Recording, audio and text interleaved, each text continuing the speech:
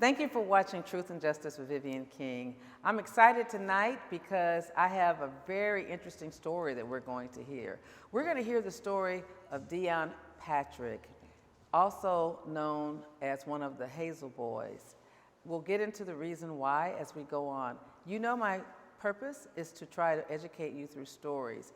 This is a horrible, horrible, horrible story, but we want to go through it with Mr. Deon Patrick. So I don't have a co-host tonight. It's just me and Mr. Patrick. So Mr. Patrick, please introduce yourself to our audience and tell us about yourself, like from the beginning, your childhood, and then get into where you had some run-ins with the law and how you ended up being wrongfully convicted. Kind of just take it in that order. Yes. My name is Deon Patrick. I was born and raised in the city of Chicago.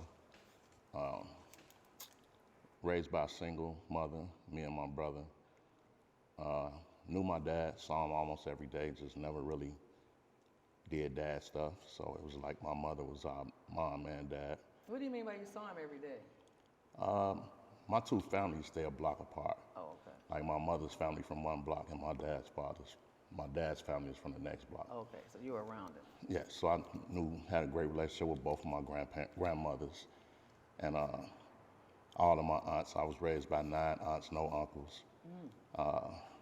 So we saw each other every day. My mother, she tried to pour a lot into me and my brother. So as little kids, she put us into like musical instruments. Like I learned how to play the piano at 5. Me and my brother learned how to play most brass instruments. Growing up on the west side of Chicago, which was a predominantly African-American community, in the 6th grade, my mother decided to move me and my brother to the north side, which was a multicultural community and with different cultures of people, because someone had broken our house in our neighborhood, so we moved, and she wanted to get us away from that element in that area to show us something different. And by that time, my brother was in high school. I was still in grade school, so I transitioned more to the neighborhood than he did, because he was just going to school and coming home. I was going to school, meeting new friends, getting into sports and doing things of that nature. We both did pretty well in school. I think that was one of the things that she pressed in our household, that grades were a must, it's good grades at that. I started out in high school with honors classes, algebra, biology, chemistry, and geometry. My mother passed when I was 16, and I think that's when my life kind of took a turn, where I started to like rebel against a lot of things, because I really didn't have a disciplinarian other than her. So I didn't accept the things that family members were trying to pour into me at the time. What happened to her? I was 16, she was only 38, and she had got sick one week, and like every day that week when I came home from school, she was home, and usually she wasn't. Like she couldn't hold down food, she couldn't drink much. And so that Friday, I had an aunt, one of her older sister was staying with us, and she told me that morning to go to school and she was gonna take her to the doctor. So I left, and the irony in that is my brother was away at college at the time. That was the first time either one of us had ever left the house. This was the first day that he was supposed to come back home, and she passed away before he got there. Oh my God. And so when I first got to the hospital after school, they wasn't letting me see her. She was still alive then, though. And somehow she went into cardiac arrest. It's something they tried to do to her. And so I really, at my age now, I still don't really know. Yeah. I do have a death certificate, but I don't understand how to read it. Right. So. And you don't know if they really figured out what it was. My mother died when I was younger than that. So I heard 2 different causes of action. So I know that cause of death. So I know that can confuse you as a child. Because I say it was cancer because people tell me that, but that's not what the first death certificate said. Exactly, and that's what made me get my death certificate, because I was hearing different stories, right. And I wanted to know for myself, right? Mm-hmm. So from there, I moved in with a cousin who I definitely appreciate now, but I think as a kid, I didn't know how to appreciate her, because she was a cousin who didn't have kids. Mm-hmm. And so it was new to her too, and trying to raise me and help me along those lines. Yeah, at 16, a 16-year-old boy, that's a difficult age to exactly. try to help. And so I bumped heads a lot. I won't even say we did, because if I'd have followed her format, I don't think I'd have went through what I went through as well as my mother's, right? And so now I think I have a better understanding of what she was trying to do for me.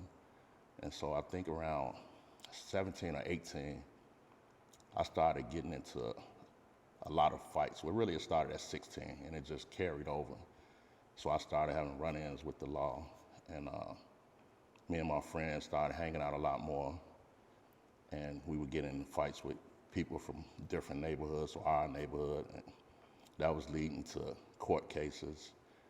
And from there, I ended up going away for like 14 months to boot camp. And when I came home, August 8th of 1992, like, in those 14 months, it seemed like my whole neighborhood had changed. There was a lot of new people there. And I didn't really know them, but So did you go to adult prison or juvenile? I went to adult. Okay. So how old were you? 18. And Okay. so when I got home, I met a lot of new guys that was in the neighborhood. And within 90 days, a tragic event happened in our neighborhood where 2 people were brutally murdered. And it happened on a block that we hung on every day. And the police came around. They might have asked a couple of questions, and then I think they just got fixated on the people that were in that neighborhood and that hung there every day. Did you learn much about the 2 people who were murdered? Was it a husband and wife, 2 women? Were they in the same place, or was it just a coincidence that 2 people got killed? It was a man and woman. They weren't married at the time. Like, I look at them as human, but if I'm explaining who they were addicts at the time, and they were trying to say this was supposed to have been a drug-related murder. I see. And so it was some people it was his apartment, and he was letting a lot of people frequent his apartment. Okay. And for me, like, I had never laid eyes on these 2 people. Like, I've never seen these people walking through the neighborhood, or I definitely had never been to that apartment. And so from there, to me, like, I just feel like they got overzealous and decided we're gonna put this case on them. But how did they pick you, to your knowledge? It started out with us being associated with a street organization, and they did have Is that what we call gangs? Yes. Yes. But you're going to call it a street organization? Yes. Okay. So Because first, because you were affiliated with a street organization, right. also known as a gang. Right. And they had an eyewitness who ID'd one person. But it wasn't you? No. And he was So are affiliated. all 4 people that got in trouble, the other 3 with you, were y'all all affiliated with this street organization? Yes, it was actually 8 of us Okay. that got in trouble, but 3 beat it. Now, when you say beat it, they actually went to trial and beat it? 2 of them beat it in the motions, where you file your motion to suppress and squash arrest. Okay. And 1 beat it at trial. Okay. The 4, my 3 co-authors and myself, we got found guilty. So we went to, But all of y'all went to trial? yes, but 2 got 30 years, where they did 15 and came home. And me and Daniel Taylor we got natural life, and we were sent to the penitentiary. And you were 19? By that time, I was 22. But what about when you got arrested for this crazy? When I got arrested, I was 20. You were 20, okay. Yes. Wow. Lewis Gardner was 15. Oh, wow. Daniel Taylor and Paul Phillips was 17. Akaya Phillips, which is Paul's brother, he was 19. I was 20, and Joseph Brown was 20, and Rodney Matthews was 22. So how are they going to say 8 people committed the murder? They came up with this elaborate plot, like we had a meeting, and everybody talked about what was going to happen and how it was going to happen, and then we went that way, and some guys were assigned lookout positions, and 4 guys supposed to went in the apartment. Oh, okay. Now, the one guy that did get ID'd, he was 32 years old at the time. And so y'all sure wasn't hanging with no 32-year-old did man? not. I've seen him in the neighborhood, but I had never had a conversation with him before. So did that guy get charged? Yes. The 32-year-old? Yes. And he got away with it? No, he actually ended up with natural life. And me personally, like, I don't even believe that he did it, right? Wow. And he ended up dying in the Prison. penitentiary. Oh, yes. my God. So, like I said earlier, like, some beat it in emotions, one got beat it in trial. Another 5 of us ended up going to prison. Okay, so it was you, your 3 buddies, and then this 32-year-old that you don't know. Is that the Yes. 5? Okay. Wow.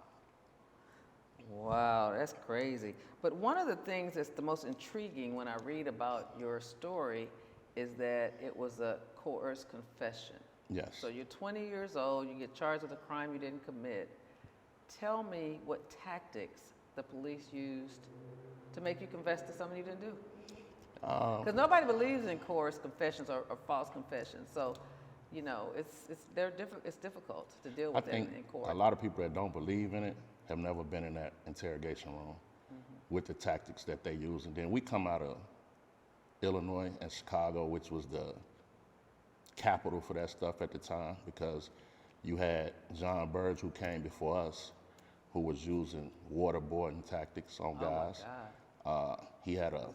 They found like a jumper cable thing that he kept in his room. Who was he? Who was John Burge? He was a police lieutenant or captain. Oh, okay. Who ended up, they tried to try him for the things he did, the torture that he inflicted on guys in like the late 60s, early 70s, but they couldn't do anything because the statute of limitation had ran out. And so they tried to get him for perjury, and I think they sent him away for like 15 months, but he still collects a pension. He still gets everything that comes to him. And so when we got there, the 15-year-old was one of the first guys that they took down there. And which one was 15? Lewis Gardner. Okay, Lewis Gardner. And so I guess in the course of them talking to Lewis,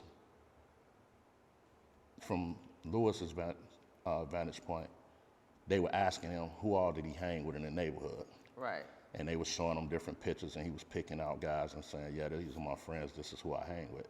So over the course of that day, they were rounding us up.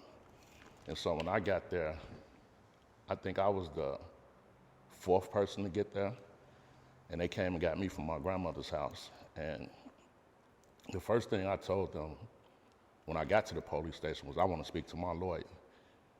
They never brought an attorney in there. Wow. They never allowed me to call my attorney. So what they started doing, they had got court-reported statements out of a couple of guys already.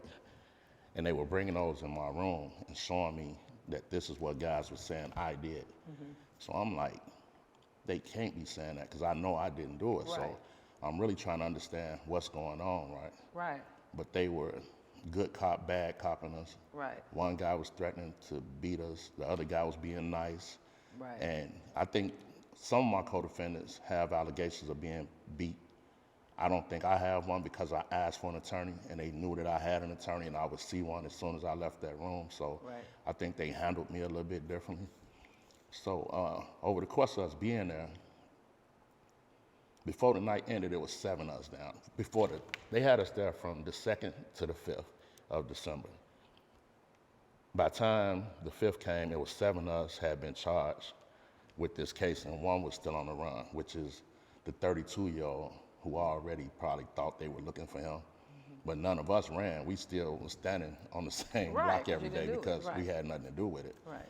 And they had a lineup. They put us in the lineup. When they took us out the lineup, they came in the room and lied to us and said somebody ID'd us from the lineup. And nobody ID'd you in the lineup? No, the lady had stood on her word she stood stronger than us. And she told them from day one, those aren't the boys I saw come up out of there. I know those little boys, I watched them grow up. If that was them I saw, I would recognize them and I would tell you that was them. Right. The guys that came out of that apartment was older than them. And so when she left, they came in our room and lied and said she ID'd us. And y'all didn't know what she'd said at that time? We didn't even know who she was or who the witness Right. was. You don't get to see him. I just want to make sure that people who watch this understand that when somebody goes in the lineup, the people in the lineup don't see that person. Exactly. They don't hear the conversation. Right.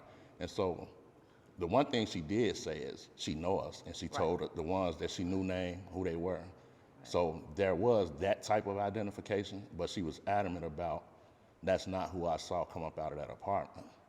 So they twisted her story and said that she was afraid of us, and but she was telling on one guy, but she wasn't telling on 7 that's supposed to be his friends. And they was trying to say that she was lying for us and stuff like that. So over the course of the night, they were steady bringing us in. Like My co-defendant, Daniel Taylor, ended up coming in probably right after me, because I came in late December the 2nd. He may have came in early December the 3rd. And his story gets even more, like, unimaginable. And this is why I say, like, people will say they don't believe false confessions happen. Like, it's a lot going on in those rooms. Now, Daniel has a complaint of they actually put their hands on him and did certain things to him. By the 4th, they had a court-reported statement out of Daniel, or maybe even the 3rd.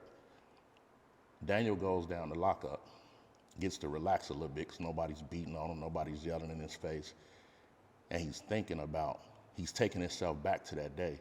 So he called the officer and was like, I need to speak to the detectives. Oh, yeah, I know that story. I read it. He's the one that was in jail. Yes. He was in jail He was during in the day police it was supposed to custody happen. at the time that this murder happened. Documented police custody. Yes. At the time. And so when he told them that, they go upstairs, they look for a police report.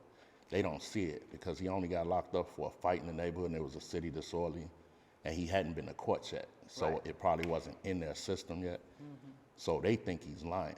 So they like, he's lying, send them all to the county. So we go to the county.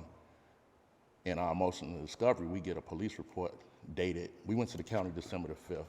We get a report dated December the 8th or the 9th, where he did pop up in their system as being incarcerated at that time. They take it to their shift commander, like, hey, we have a police report saying Daniel was in jail, what should we do? He instructs them that there's nothing they can do because all of our statements are intertwined. Because Daniel they had him make a statement saying he was in the house, holding one of the victims while they were killed, and everybody else put everybody else in those same roles. I can't believe that they wrote a script and told y'all all to say it. Yes, and, oh my God. And it's like now that they know Daniel's there, we're going to court for like 3-4 months. And every court day, Daniel's coming to court saying, I was in jail. And I'm like, how? What? But you sitting here with us, right? Right. And so like I think my light bulb went off and I'm like, where your bond slip at? Right. It was in his wallet in personal property at Cook County Jail. The cops had. So I'm like, tell your lawyer to go get your property. His lawyer goes get the property and the bond slip is in there. The next court date, we have a double murder, 2 home invasions, and an armed robbery. He produces the bond slip to the judge. The judge sent Daniel home that day. He gave him an I bond. He didn't have to put up a dime. He was like, you going home today. He like, something went terribly wrong at that police station that night, but we had to sort through it and figure out what that was.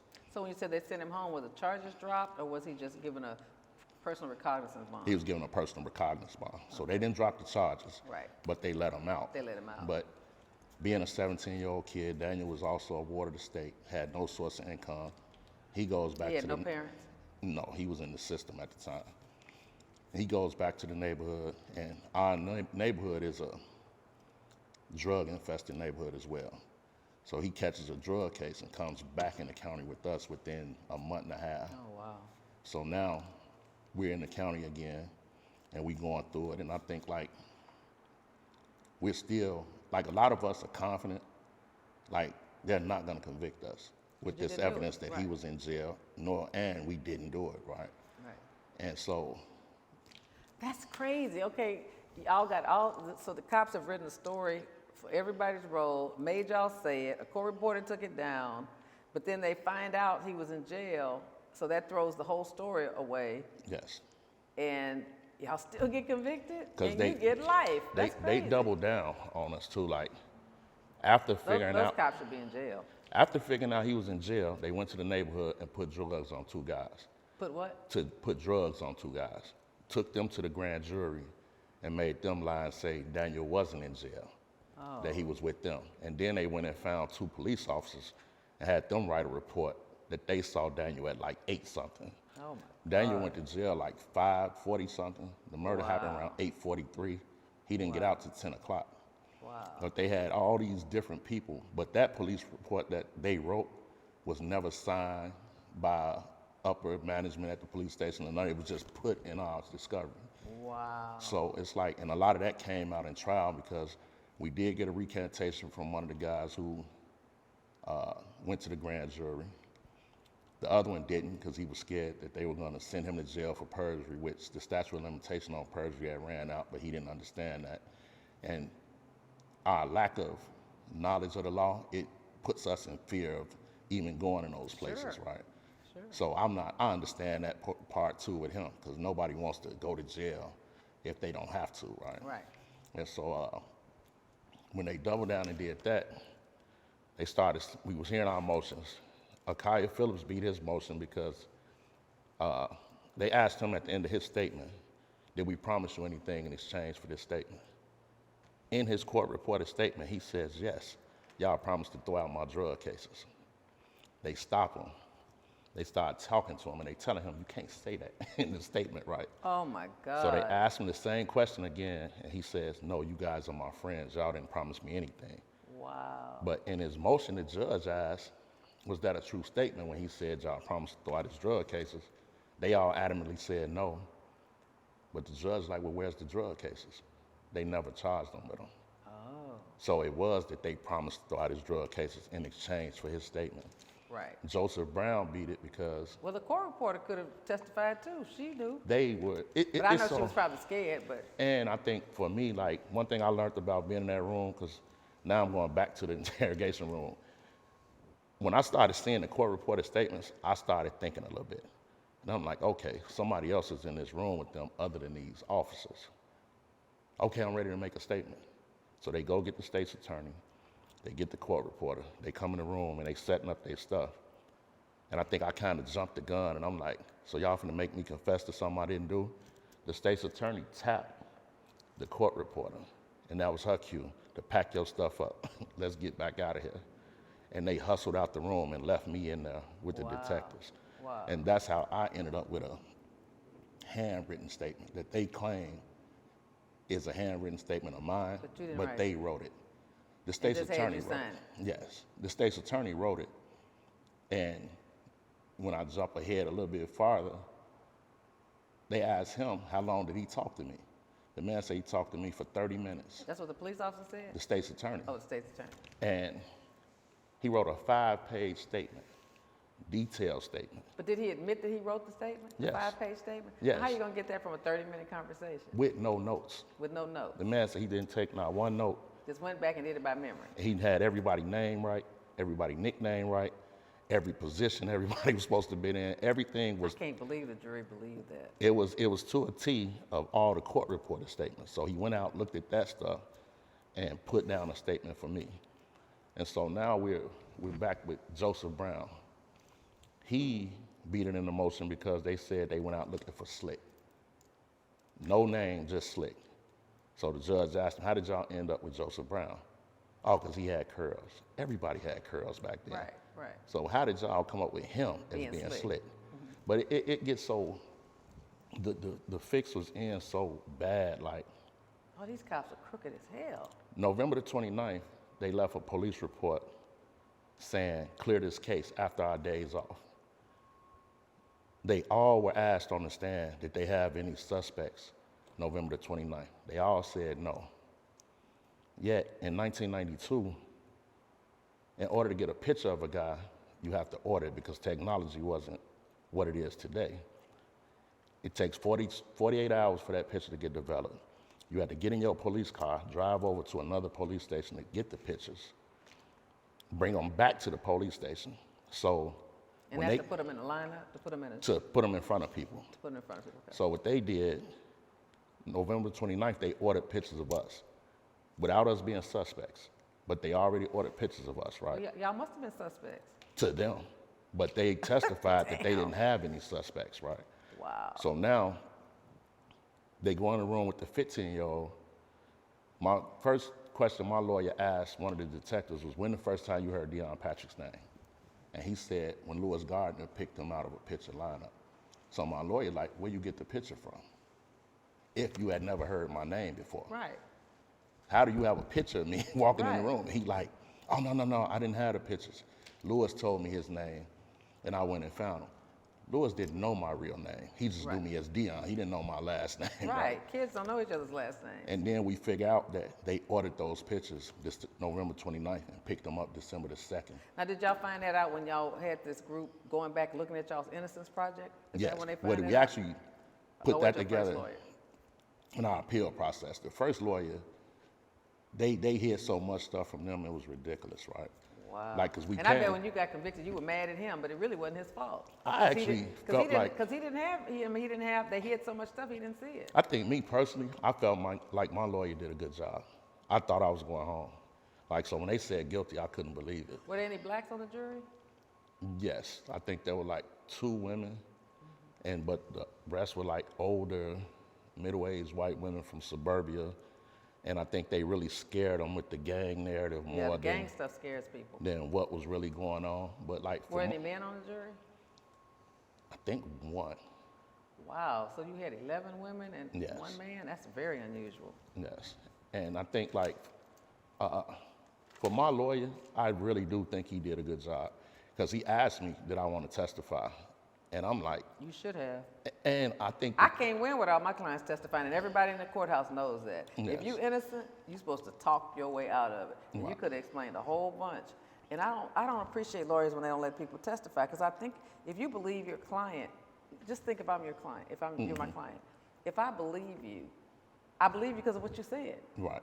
So you gotta but a lot of, if you have most lawyers, and I'm not gonna say racially, but if you don't speak good English, a lot of lawyers are afraid for you to testify. You see what I'm saying? Yes. But I don't do that. I don't care how slang you talk. I don't care how broken your English is.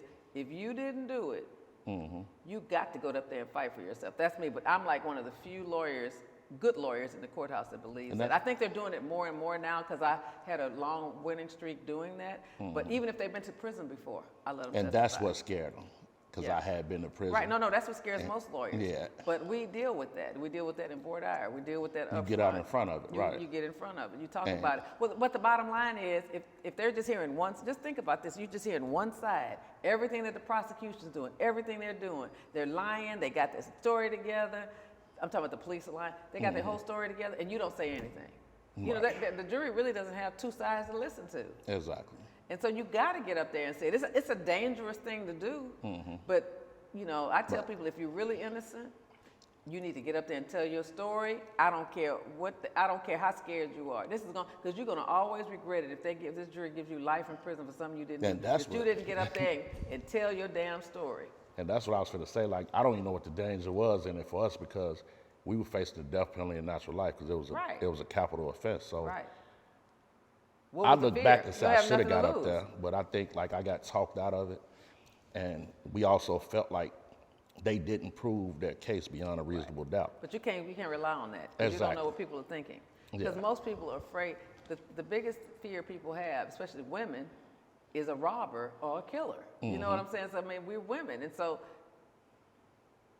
and let me tell you what most people think. Even today, even though eyes have been opened up by video cameras catching people, you know, cops lie and kill people, people cannot believe that a whole police force and all these prosecutors are going to get up there and lie. That's the way they're going to settle it. They're going to say, I just don't think 20 cops would collude together, or 5 cops or 10 cops would do that. People can't imagine that. Yeah. You see what I'm saying? They can't imagine it. It's hard to imagine. Because I'm sure when you were living through it, it was hard to imagine what you were going through. But people don't believe it. It's like they never believed that people were getting shot by cops, or the cops are doing it, until they start seeing videos. So that's why you have to tell your story. Definitely. If it's true. Now, if I think my client is lying, I don't encourage them to talk, because I'm not going to suborn perjury. But if you telling me the truth, that's a risk you got to take. Stop lying to me then. Definitely. My clients don't have to tell me anything. They don't have to tell me what happened. But if you're going to tell me something, tell me the truth. Right. So anyway, I just wanted to say that. I think that's where your client made a mistake.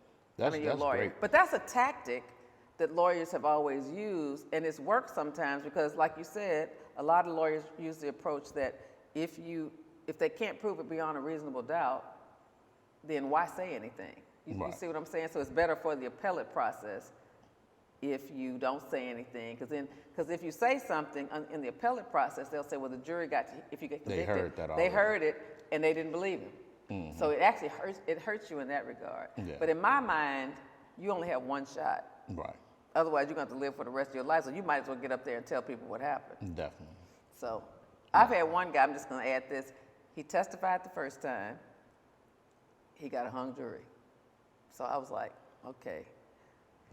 We had to try the case all over again. It was a very convoluted string of ag robberies. He testified. The second time I said, don't testify. Let's see how this goes. He didn't testify. Still a hung jury. Mm-hmm. But I believed him. And so, but he got caught with stuff in his pocket from one of the robberies. And it was like a St. Patrick's Day where they were just robbing a whole bunch of people coming from a bar. And so he wasn't with him that night. That's what he told me. But the next day he shot Hookie from school and he was with him and they were stealing women's purses. Right. So when they all went hanging out the next day, he took, they had 20 purses in the back of the car. He took some of the credit cards and put them in his pocket. So when they got caught, he had some of the merchandise that had been robbed. Right.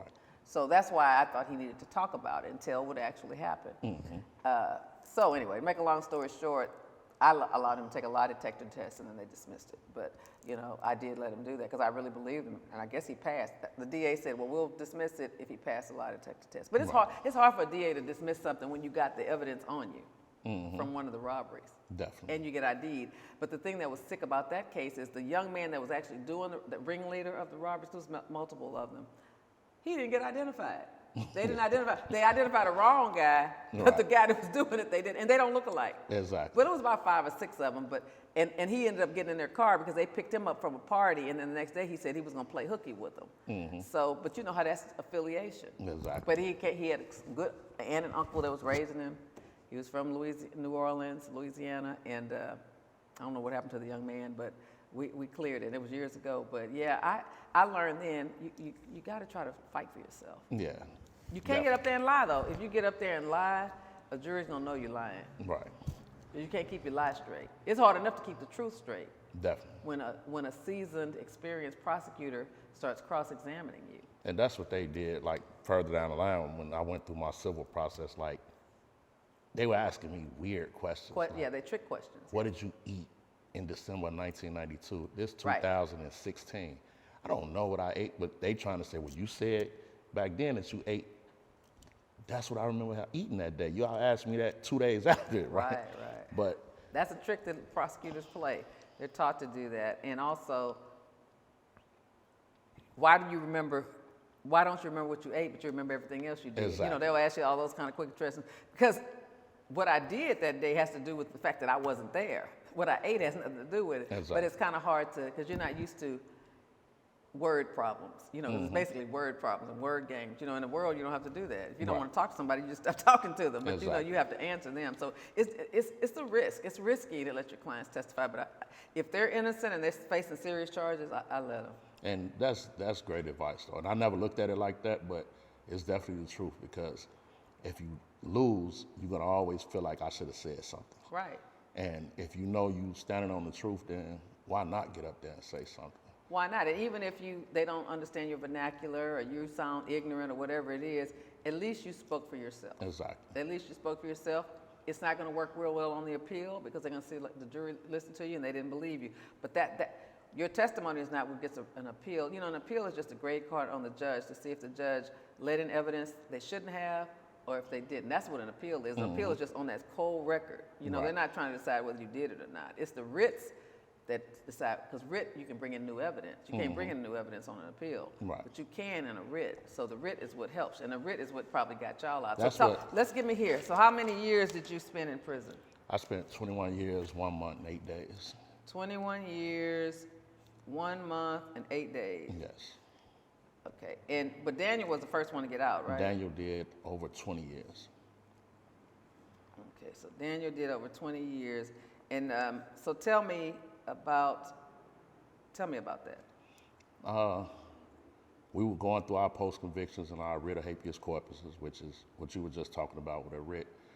And we ended up we got a lot of help over the years. Like in 1998, we were introduced to a Tribune reporter by the name of Steve Mills, who started writing articles about false confessions, police corruption, police torture, and things of that nature. So he had a series of them. And he highlighted our cases, one of the cases that was a part of that. Now, our first article came out, I want to say December the 19th of 2001. So we ended up with this big time, supposedly at the time, lawyer that did a lot of DNA cases in Chicago, but we didn't have a DNA case. Right. And I think that that firm thought they were just gonna walk in and it was a home run and people was gonna go home. But I also learned in the course of that, because when she first came in, she took all 5 of us that were there. The 2 that had 30 years, me and Daniel, and the 32-year-old that was on the case with us. But as the case went on, she dropped me and the 2 that had 30 years because she wanted the 32-year-old, because he was one of the people that they were actually IDing, and he had gave us affidavits saying that he was there with some other guys, not us. So he was there at the scene. Yes. He's just saying he's not the shooter. Exactly.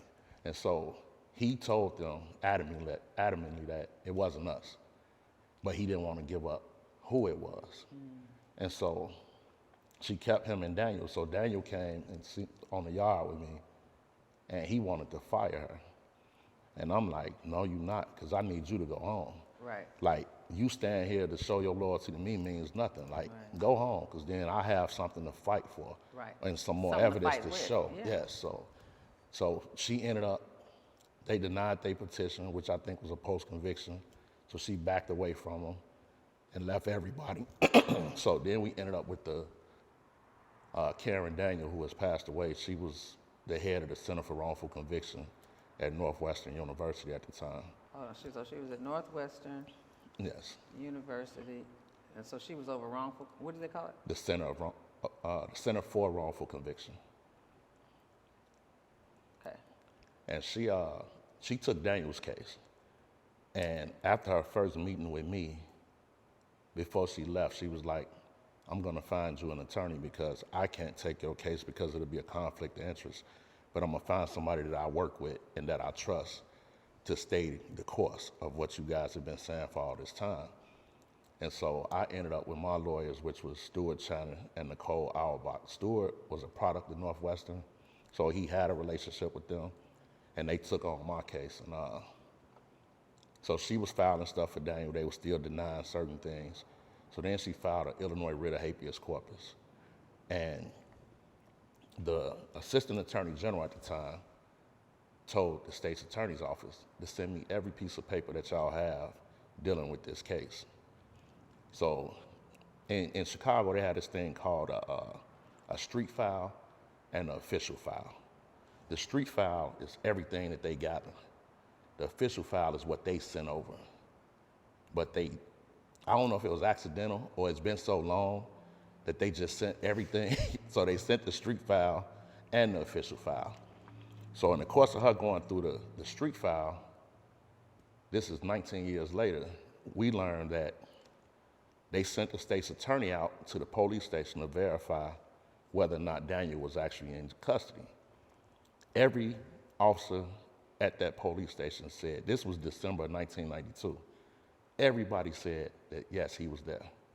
The civilians that worked in lockup said yes, he was there. They went and found his cellmates in December 1992. Yes, he was in the cell with me that night. We never saw that for 19 years. Wow. So we ended up with a Brady violation, Huge Brady violation. Which deals with, they have to give you the evidence whether it's culpable or inculpable, whether it helps or hurts you.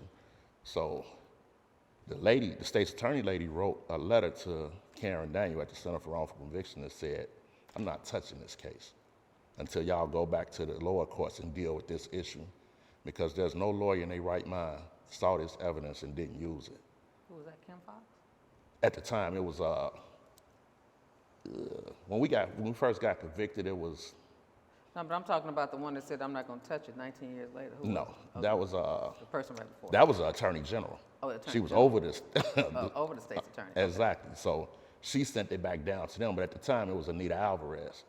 And when that came back down, they started going through all of our attorneys' old files, because they were lying and saying that they did give it to them. They just didn't find it. They didn't do their due diligence and find it. It was in nobody's files. Nobody had it.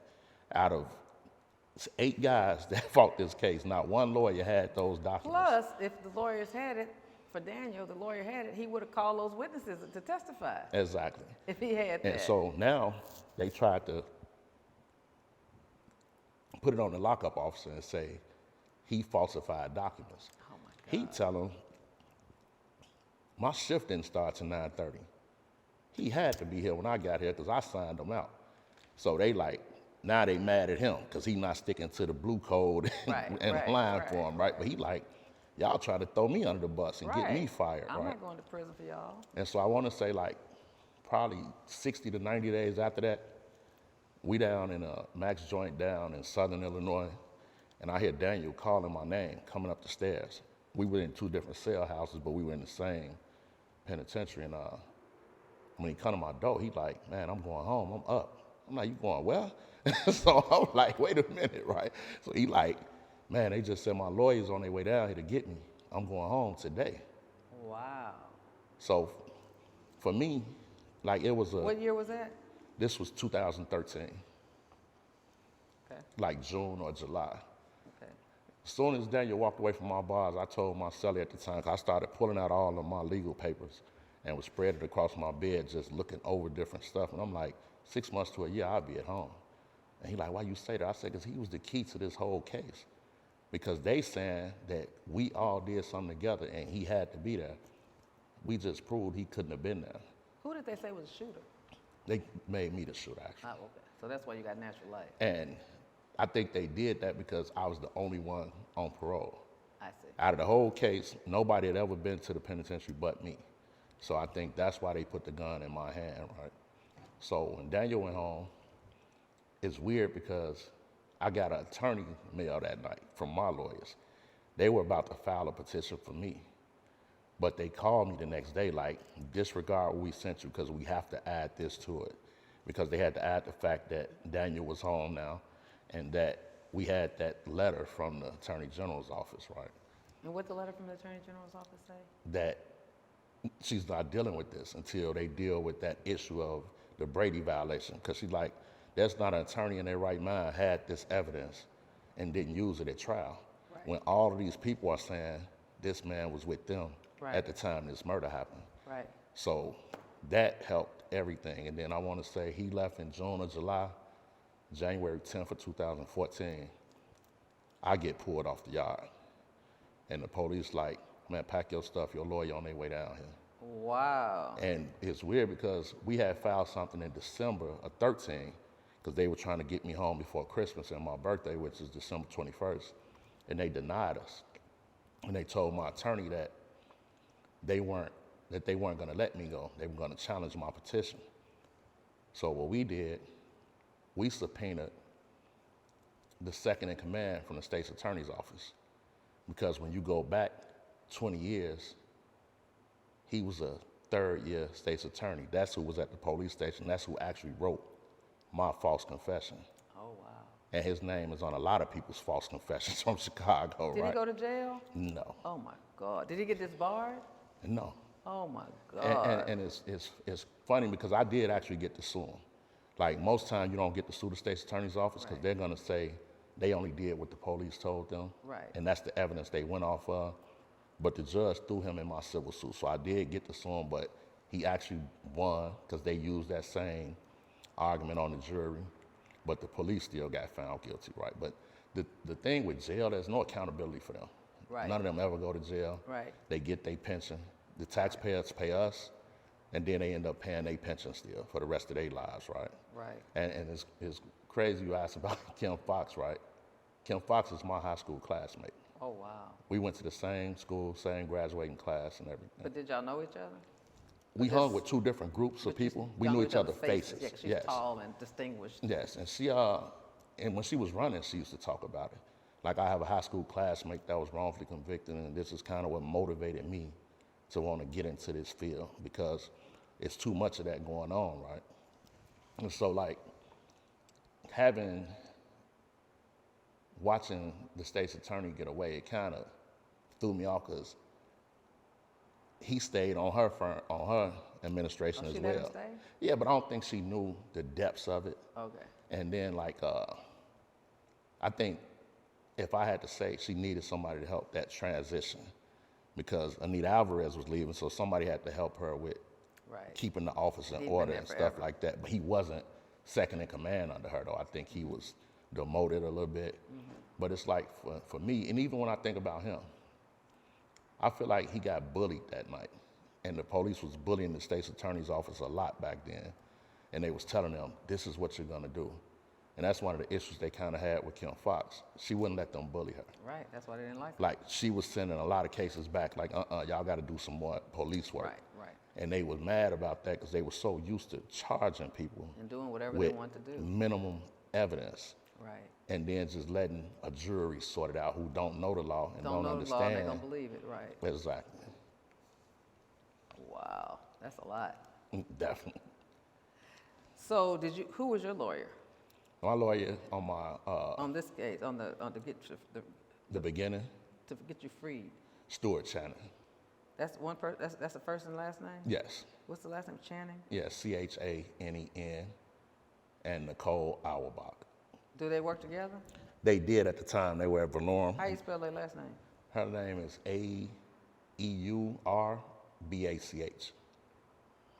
And they worked at a firm. Yes, they were at Valorum at the time, but I think now they have their own separate practices. But I just learned recently they're working on some more wrongful convictions, and they're dealing with a pattern of practice out of that police station Right. and what they were doing to guys at the time. Wow. Wow, that's deep. Yeah. So when they got you freed on the writ, so what's different here is you're supposed to only be able to do one writ. What about in Chicago? What was the law there? Could y'all do multiple writs? You could do multiple post-convictions if you come up with newly discovered evidence. Okay. But the writ of habeas corpus, you only get one shot, and then that was the Illinois, and then you could also do a U.S. Supreme Court. So was yours filed in federal? Were y'all filed in federal court or state? It was in the state court. So, We got but you back had in the done a state. writ already, so they let you do a new writ because of the newly discovered I evidence. think we filed another post-conviction because of the Right. newly discovered evidence, Right. which got me home. Daniels was in the writ of habeas corpus stage, but they pushed it back down to the post-conviction stage. Okay. Wow, that's a lot. So how did y'all get somebody to agree to write your book? Because I understand that y'all have a book called the Hazel Boyz. Yes. So tell me about that. I think for me, like, I always wanted to tell our story because I feel like for years somebody else has been lying and telling it for us. Right, right. And so I think once all of us got through with the legal process, yeah, it was time for us to speak out and just bring some awareness to what really happens in those rooms. Because I think we started this conversation off about people don't believe this stuff happens, right? And I believe it's still happening, even with all the safeguards they put in place as far as videotaping confessions and videotaping interrogation. I still think guys are going in that room and making false confessions sometimes because those guys have been trained in their tactics. Right, And we're young men who are uneducated, right, and we get in this room and we think we're tough, but we're Right. really not that tough. right. And we finding out when we get in there, like, it's not what we think it is. Right, And then I think now I'm a different person. You can't put me in that room now. right. But at 20, you could have put me in that room and sold me fried ice cream. But like now, it's right. like And how old are you now? 53. Wow. So how did it feel getting out after all these years? Were you the number 2 person that got out? Well, the two that they got 30 30, oh, they'd already got they had out. been home like 7.5 years. But they still got to get their cases. Did At first they didn't, but so when we came home, me and Daniel had some talks with our attorneys, and they found attorneys to pick up their cases and get them back in court to get their convictions overturned as well. Did they get them overturned? Yes. Yes, we all got certificates of innocence. Okay, so you were able to sue, you were able to get the money from the Yeah, state? and it's weird because they'll give you the certificate of innocence, and then in the civil trial, they still fight you Still fight to not give you the money. They'll tell these people you're a convicted killer. It's Right, like, right, wait a right. minute, you agreed that I didn't do it, but now we sitting here and we're going Playing through these games. the trial all over again. So it was a jury trial all over again? Yes, But the jury did award you the money? yes. Yes. Did those same two lawyers try the case for you? Yes. And they offered me the opportunity to go to a bigger firm, but loyalty means everything to me.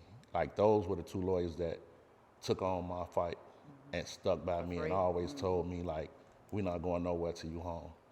And I didn't have a dime at the time, so it was like, why would I? That's a lot of work to do for somebody for free. Yeah, like, why would I go somewhere else now? Right. And so they actually did my whole civil trial. Okay. Wow. So you got the post-conviction writ and then the civil trial.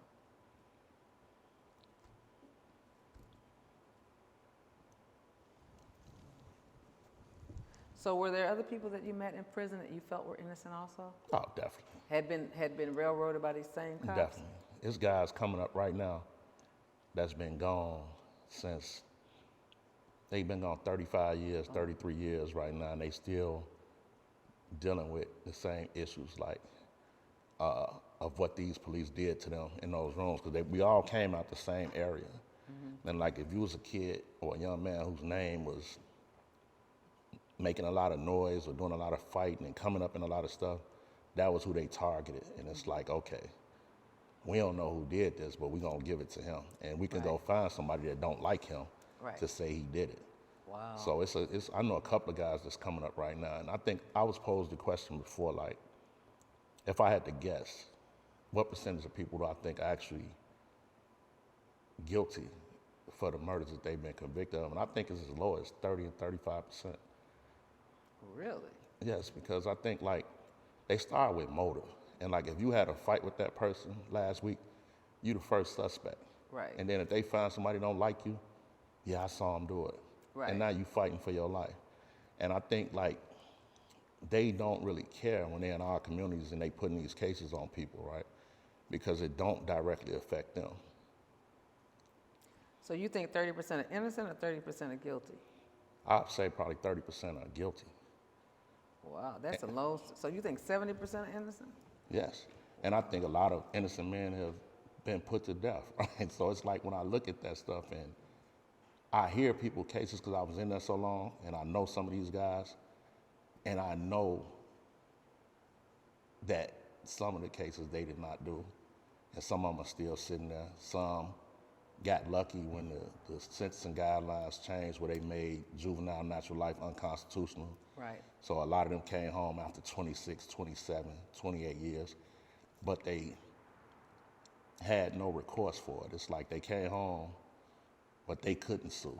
But they still, I still believe that most of them was innocent. Gotcha. Well, our director's saying we have 5 minutes. So is there anything that you want to say? Obviously, at some point, we need to get you back on here, because I need to talk to you about, I need you to talk about how life was in prison for 20 years, 21 years, 1 month and 8 days, especially for a crime you didn't commit. Yes. I know that has had to have a huge impact on your life. Definitely. And what I'm finding through my 32 years of being a criminal lawyer is that a lot of people need mental help, counseling to deal with the anger, to deal with the anger, just period. Just, we have a lot of anger in our community. You were angry because your mother died. Yes. I mean, you started off with anger. That's what gets you in a lot of these situations. And I'm saying that because I was that person too. Exactly. So I understand that I just chose a different path, or God led me to a different path. I was hanging with the wrong people too. I'm from San Antonio. I was doing it too, but by the grace of God, somebody, I had just a premonition that my dead mother would not have wanted me to be doing this. So I kind of changed paths, and moved to Houston at 17 and went to college and changed my life. But yeah, it can happen because you're angry, and nobody else is, and I'm older than you, so nobody else in my community's mother was dead or had died. So that means, like, why does it happen to me? So you just feel angry. Right. Angry at God, angry at people, and I had to live with different relatives. So I understand how that makes you feel. But I had to get counseling. You have to get counseling for that. And I think, I have a friend home that's actually the executive director of Illinois Restored Justice now. And he came home after doing 26 as a juvenile lifer. And we always talk about that we need it. I haven't done it, but I do know that I need it. Are you able to work? Yes. Okay. Yes, I worked in violence prevention when I came home in Chicago, with trying to help the youth and mentoring the youth and talking to them about different things. But I understand too that hurt people. Right. And I think that's where a lot of this stuff comes from, and us not having emotional intelligence and being able to deal with certain things or our anger issues.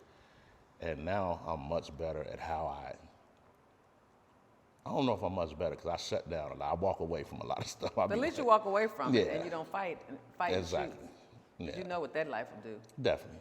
You And know definitely. what that life would do. Well, I'm so glad that you volunteered to come and tell your story.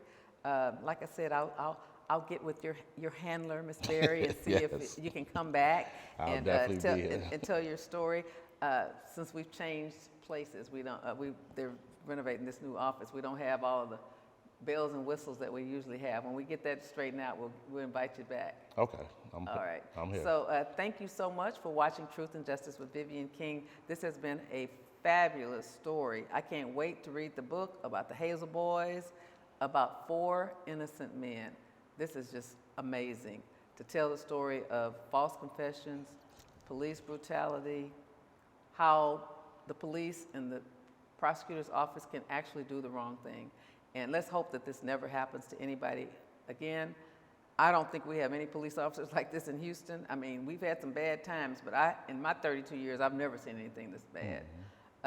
I've seen some evidence withheld and different things like that, but never, creating this whole conspiracy like this. Yeah. I haven't seen it, and let's hope it's not there, and if it is, let's hope we expose it. So thank you for watching our show, and as always, we'll have it on YouTube. Good night.